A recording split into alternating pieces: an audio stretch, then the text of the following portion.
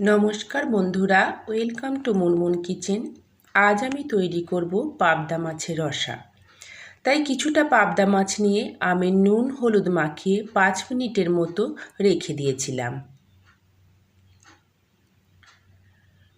অপর দিকে একটি পাত্রে নিয়েছিলাম হাফ চামচের মতো জিরে, 2টো আদা কুচি, একটা ছোট সাইজের টমেটো কুচি, হাফ পেঁয়াজ আর 2-3টে রসুন আর কাঁচা লঙ্কা দিয়ে এটি আমি পেস্ট করে নিয়েছিলাম। অপর দিকে আরেকটি পাত্রে নিয়ে নেব 1 চামচের মতো সর্ষে আর 1.5 চামচের মতো পোস্ত আর একটি কাঁচা লঙ্কা দিয়ে এটিও আমি পেস্ট করে নেব। আদা রসুন পেঁয়াজ পেস্টের মধ্যে দিয়ে দেব নুন আর হলুদ দিয়ে এটি আমি মিশিয়ে রেখে দেব।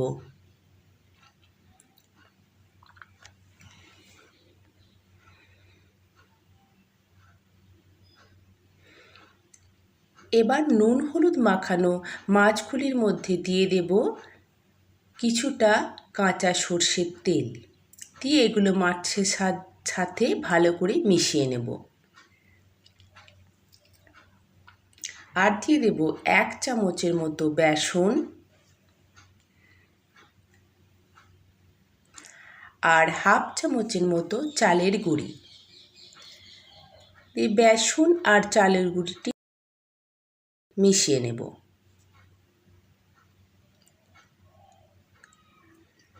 এই বেসন চালের গুঁড়ি তেল দিলে মাছগুলো ফুটলেও ছিটকে আসবে না আর আমার ফোসকা পড়ার ভয়টি থাকবে না।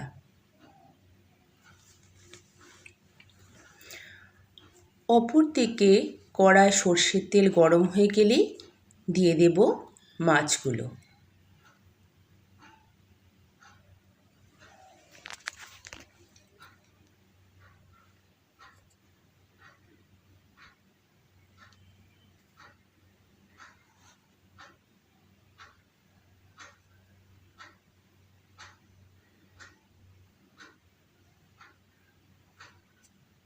এই মাছের এক পিঠটি ভাজা হয়ে গেলেই উল্টে আমি আর এক পিঠ ভেজে নেব।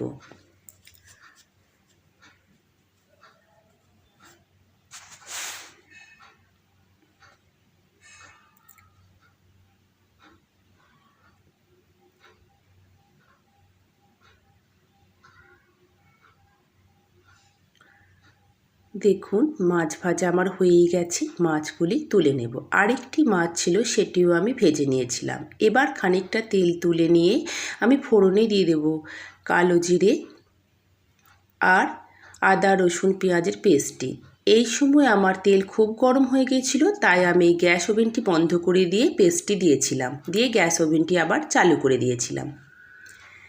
এবার এটি ফুটে উঠলেই দিয়ে দেব 1 চামচের মতো কাশ্মীরি লাল লঙ্কার গুঁড়ো, কেবলমাত্র কালার আনার জন্য।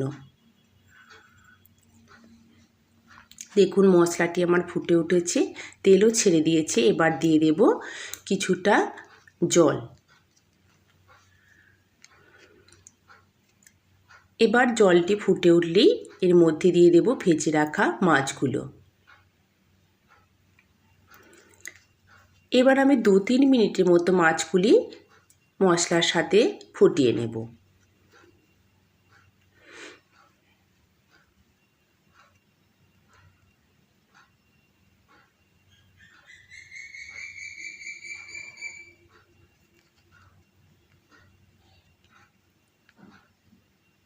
দেখুন ফোটানো হয়েই গেছে।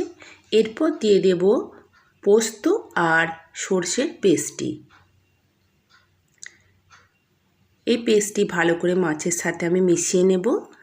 আবার 2-3 মিনিট আমি ফুটিয়ে নেব।